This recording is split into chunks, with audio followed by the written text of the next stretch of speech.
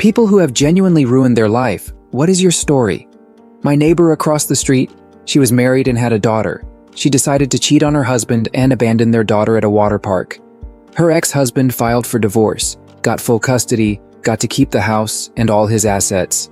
She got nothing. Absolutely nothing.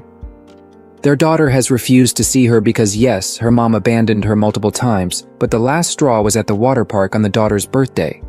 She looks like she aged 20 years even though she's around 35. Their daughter is now 12. The mom works at a Menards, and I think a restaurant. Her parents made her get a job rather than sit at home. They made it clear she's earning her stay with them, no free ride.